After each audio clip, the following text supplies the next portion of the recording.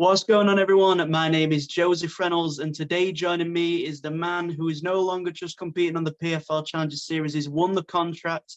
He is now officially a PFL fighter ahead of such a big win. It's still really early on in your pro career. How do you feel for that, buddy?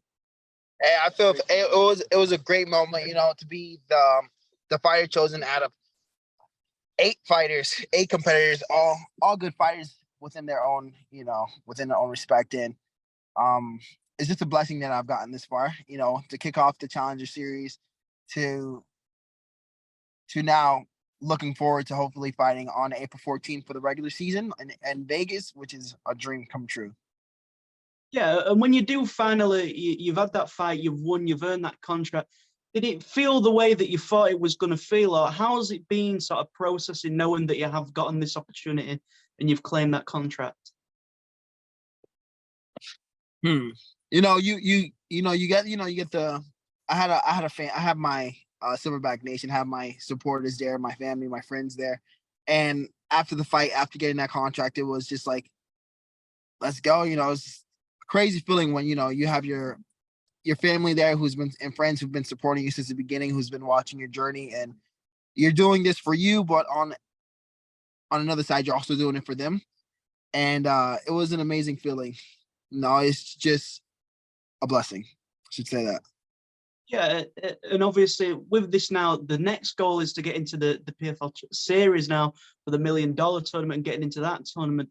In terms of going from one big task and then straight into another, what's that like as a fighter, knowing how busy your schedule could be this year with the $1 million tournament as well? Should mean nothing. We're professionals now. This is the fight life. This is what we've asked for. It's better than not fighting or not knowing when your next fight is. I'd rather be busy and being able to have the next fight planned. Okay, this is when I'm going to fight again. This is when I'm going to fight again. This is when my next paycheck is coming in. This is when my next interview is. This is when I'm going to be able to, talk again.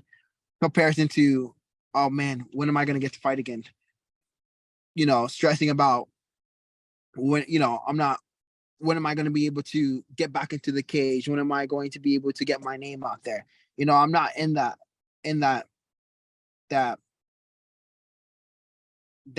area anymore. I'm in a bigger league. I'm in the professional league where the fights are guaranteed now. Right now, I'm in a great PFL where the fights are guaranteed. You're gonna have a fight.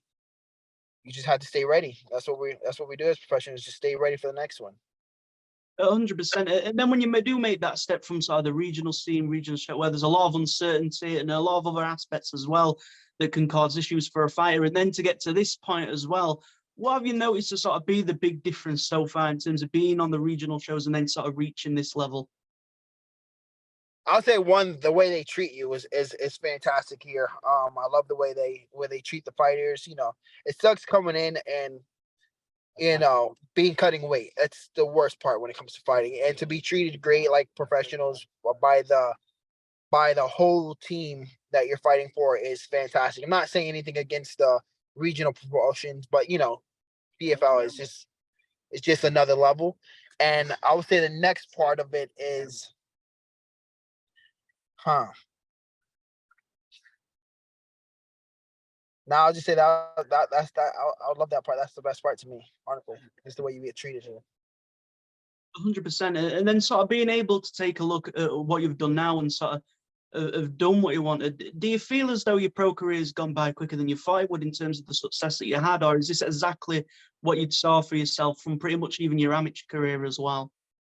It's what I we had COVID and I couldn't fight for a year, 2 years. Try to after COVID, everybody's getting back to it, and I wanted to get one more amateur fight before I go in pro, but everybody just kept pulling out. So I had to go pro and have my first pro fight, and from there it was just like, I'm ready. Let's take off. I want to go full speed. I want to go at it. Of course, after a fight, I want to train and get better. I want to fill my holes. I don't want there to be a hole. I don't want to learn. I don't want to learn my lesson within the cage.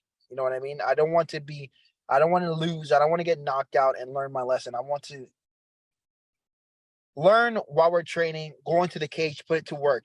if there's a hole, let's fix it outside. But I don't want that to be a lesson learned within the cage. I want that to be something I pick up within the cage and fix outside, but not learn in the way of defeat. So, see that right there. Yeah, and when you do get into a fight like this, where obviously you're fighting for the contract, you know, only one fighter can get it. Do you feel as though it's a different sort of mentality towards that fight than other fights, knowing what's ahead, or was it just sort of the same sort of feelings that you'd have had to prior fights as well? Um, there is a bit of, you know, a little pressure there of like, man, have to, have to be likable. But then after that, you know, I'm already a charismatic guy, so you know, my friends, my family telling me, don't worry about none of that. You're for sure to get picked. All you got to do is just worry about the fight itself, because they know how I am. They know how I carry myself, and they know that I'm a likable guy that the fans are like, Ray Suffolk will like, PFL promotional like. All I have to do is just display my skills within the cage to make a statement that I am supposed to be here. Yeah, and as well, in terms of taking a look at that last fight and how it went, how did you feel sort of coming off of that performance, sort of not looking at the other things that came with it, but how did you feel that fight went for yourself? I did like the fight itself, because I was still able to win unanimously, and go the 3 rounds within a big promotion like the PFL. You know, I didn't have no jitters. I didn't have nothing to hamper my cardio. I felt like my cardio was good, and I was able to, you know, go against a good opponent like Eric Alequin, who had more experience than me within the cage, as a 7-0, who was also a CFFC champion. You know, I was able to prove myself in there and get the win in at the end. You know, I did want to knock him out, of course. I did want to TKO him. Who doesn't want to knock out their opponent whenever they get the chance? But, you know, it's just, again, lessons learned. You know, you're not going to always be able to knock out the opponent that's in front of you. But so you have to adapt to the situation, and maybe you have to go the distance. And if you have to go the distance, make sure you dominate each round. Yeah, and you mentioned a little earlier on, obviously, after this fight, the chance of fighting Las Vegas and accomplish all these things that you mentioned as a dream come true. When you are able to do these things and achieve these goals, and you have to set new goals really quickly, what's that like as a fighter to know that you've got one goal, then another one, and then reassessing and setting new goals even higher than the level before?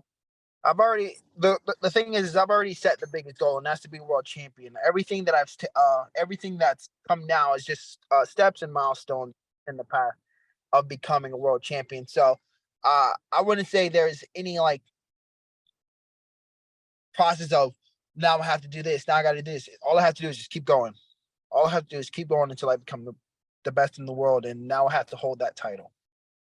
Until I get there, I'm gonna keep going. About and then as well, in terms of obviously being in a promotion like this, things sort of change. Media attention grows, popularity grows, obviously fan base Yeah. grows, everything like that. It all starts to grow, and to be able to be a person that now has these experiences and then pass them on to other fighters as well. In terms of your story so far, what's that like as a fighter to sort of know that you're getting these experiences that you can pass on to other fighters that you may train with as well? That is awesome to be able to motivate and inspire the next generation of fighters. You know, as a fighter myself, we always looked up to people like, um for me, I when I started off, you know, I don't know many fighters, but I do know people like uh John Jones, who's coming back, and then one of my favorite is uh Conor McGregor, who had a huge impact on my life. And if I can have a huge impact on someone's life that like he had on mine, you know, that'll be great accomplishment for me.